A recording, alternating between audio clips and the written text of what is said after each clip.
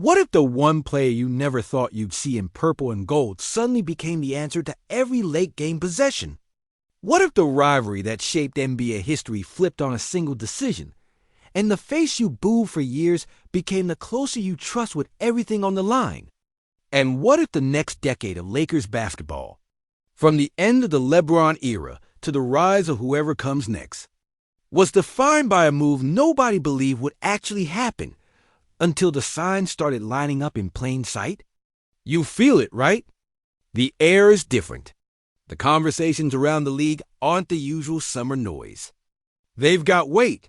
They're about identity, about legacy, about timing. This city knows when a story is bigger than a rumor, when it smells like a hinge moment. Today we pulled a thread carefully. No shortcuts. No cheap leaks. We're going to connect dots, read the room, and ask the hard question that only a franchise like the Lakers can ask when a window is still open, but the light is beginning to change. Here's the promise to you. We'll map the path. The price, the basketball fit, the locker room chemistry, the cap realities, and the fallout on our side and on the other coast. We'll revisit the draft night that still stings for a lot of people in this fan base. We'll dissect the rivalry that made this league global theater. And we'll talk about what it means when a player's childhood hero wears your jersey and your banners. Even if he spent years trying to beat you in Green Dot before we dive, make sure you're with us every step. You're watching Lakers News Fan Report. Hit subscribe, drop a like, and turn on notifications. This community breaks down what matters, without the fluff, and you'll want to be here when the pieces move. Introduction: the Lakers live in a permanent negotiation with time. LeBron still bends gains to his will. Anthony Davis remains the two-way pillar who scares coaches at walkthrough. And the supporting cast has real NBA adults who know how to play both sides of the ball. But everyone understands the truth. Each season is a tightrope. The plan has to respect today's title chase and tomorrow's identity. The margin for error is thin, and the West doesn't sit still. So the front office, built on ambition and scar tissue, has to stay bold. Now fold in a different kind of pressure. Los Angeles doesn't just want rings. It wants stories that make sense, that fit the DNA of the franchise. Stars with gravity. Players who demand excellence without saying much. Leaders who can handle Sunday matinee cameras and June expectations. That's why every offseason, big names orbit this city. Some pass by, some land. The question isn't whether the Lakers are interested in stars. It's which star actually fits the jersey, the building, and the timeline. This is where history starts whispering. Rewind to that draft night. It's not a wound we poke for clicks, it's context. There was a wing with grown man footwork, a calm mid-post game, shoulders built for May basketball, and a mind wired for late possessions. He adored Kobe. He studied the angles, the pivots, the footwork that turned space into shots. He made it plain, the Lakers weren't just a brand to him. They were the childhood poster. And yet LA went a different direction. No villains here, just choices. Years later, the tape tells you what could have been. Across the hallway of the league, the rivalry never went to sleep. Lakers and Celtics isn't about zip codes. It's about how you build champions, about style, about the right to claim the sport's soul. Every time one side takes a step, the other side hears it. Banners answer banners. Legends echo legends. That's why the mere idea of a crossover, of a star jumping lines, feels like a thunderclap. It's not just a transaction. It's a statement carved into the league's memory. All of this would be fan fiction if the basketball didn't make sense. But it does, obsessively so. The Lakers need a wing who can create clean looks when the play dies, who drags a second defender 2 steps off his spot, who turns a rough third quarter into control. They need a closer who doesn't flinch at switches, who punishes smalls without rushing and outruns bigs without forcing. Someone who can live in the mid-post on one trip and bury a walk into it 3 the next. Someone who rebounds his position, takes the hardest wing assignment, and doesn't need applause to set the tone. Then come the mechanics. The new CBA doesn't love comfort. Second apron penalties are designed to make bold teams think twice. Picks are handcuffed by the step-in rule. Matching money isn't just a spreadsheet. It's a locker room you have to keep honest. You don't swing at this unless the player is a culture carrier. Unless the basketball is so clean that veterans buy in before training camp even starts. Still, that's what this front office exists to solve. Bad choices. And then one brave one. If this is the chessboard, what are the tells? Public words that are just vague enough. Postseason frustration that lingers into the summer. A franchise across the country balancing present contention with future costs. A player whose brand lines up with the city where stars aren't just marketed, they're mythologized. A timeline that could create an off-ramp if both sides ever wanted it. None of this is proof. But if you've watched this league long enough, you know how storms gather. You've waited long enough. You've picked up the hints. One more piece, and we say it out loud. Think of a scorer who sees the court in 0.5 seconds. Think of footwork that belongs in slow motion and numbers that don't need a press release. Think of a wing who studied Kobe not as a content series, but as homework.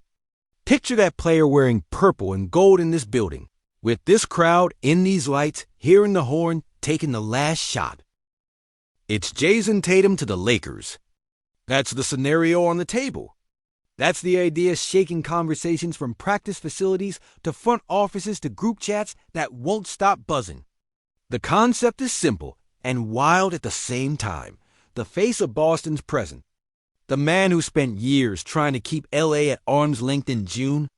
Walking into our locker room and putting on the jersey he once dreamed about as a kid. If that sentence makes your heartbeat pick up, you're not alone. What does that actually look like? Start with the basketball. Tatum slides next to LeBron and Davis without friction. He doesn't clog the paint. He stretches spacing. He doesn't need 12 dribbles to get to his spot. End-of-game sets become simple again. 77 action into a ghost screen. Empty corner pick and roll with a D. Stagger exit for a catch at 17 feet where he can jab, read the top foot, and punish. When LeBron sits, the offense doesn't wobble. Tatum is the hub. When AD needs a breather, you still win the physical wing battles that decide playoff series. Defense? He guards 2 through 4, switches without panic, tags the roller, and peels off to contest at the arc. That travels and made now the reality check. Today, this is not a breaking news alert. It's a possibility. A speculation with teeth. For it to happen sooner, you'd be talking about a blockbuster that tests relationships and wallets on both sides. With matching money, with real players fans love. And with a treasure chest of draft control within the rules. For it to happen later, you'd be talking about leverage, timing, and a narrow window where options align. Either path is rugged. Neither path is impossible. The NBA's history is built on doors everyone thought were locked right until they weren't. Let's talk fit at practice speed. With Tatum, the Lakers can live in 5 out without getting small. Handbacks with Austin on the second unit become poison. Rui's mid-post work turns into a changeup, not a crutch. Reeves' Tatum empty side pick and roll forces a top lock decision that yields a layup or a flare 3. Inverted screens with LeBron let Tatum hunt the matchup he wants without grinding the clock. And Davis becomes the beneficiary of the cleanest lanes he's seen since the bubble. Catching on the move instead of brute forcing through 2 bodies. Lineups. Picture a closing 5 of Reeves. Tatum, LeBron, Rui, and AD. Size, shooting. And switchability without sacrificing rebounding. If you need more point-of-attack defense, swap Rui for a guard dog and still keep the wingspan. If you need more shooting, stagger minutes to keep 2 spaces on the weak side slot and corner while Tatum and LeBron play chess up top. Every choice keeps the identity intact.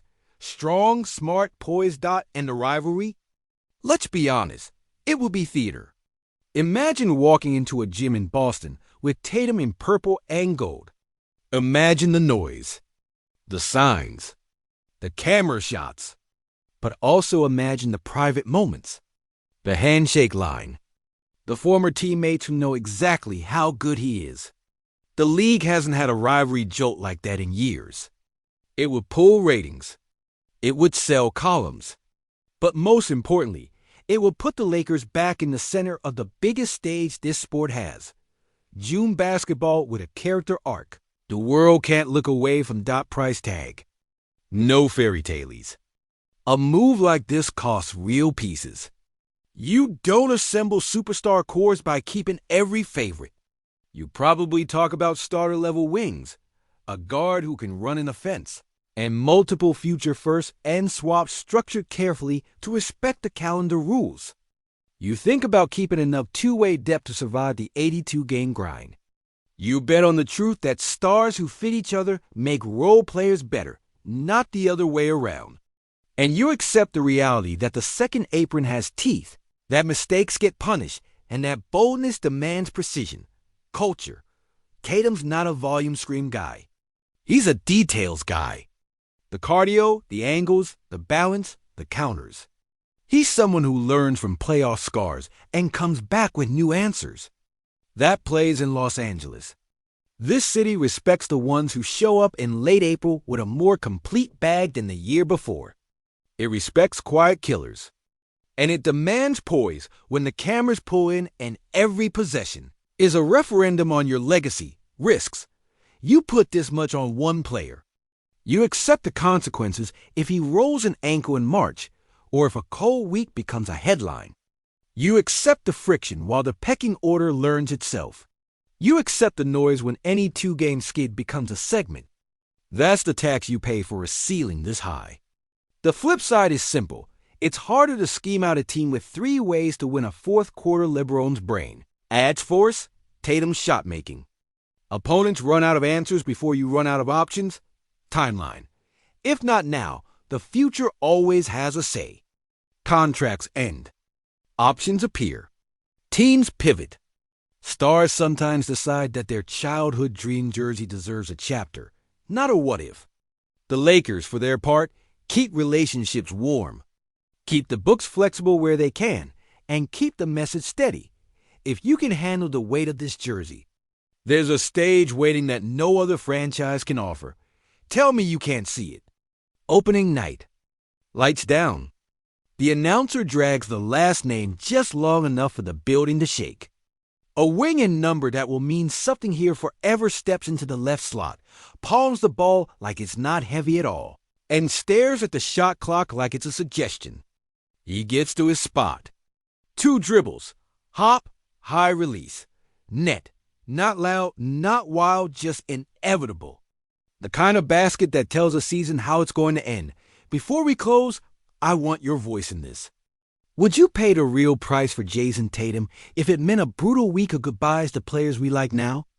Do you want that kind of rivalry shock with all the noise, all the pressure, all the spotlight that comes with it?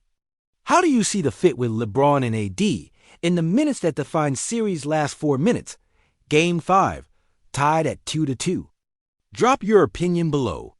I'll read every single one because this decision, if it ever sits in front of the Lakers, belongs to the people who live this team as much as to the people who run it. My take.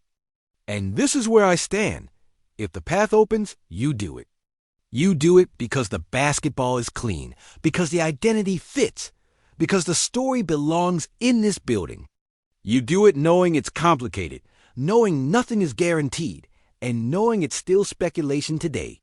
But sometimes the biggest changes in this league start as whispers that feel too big to say out loud. Consider this our out loud whisper.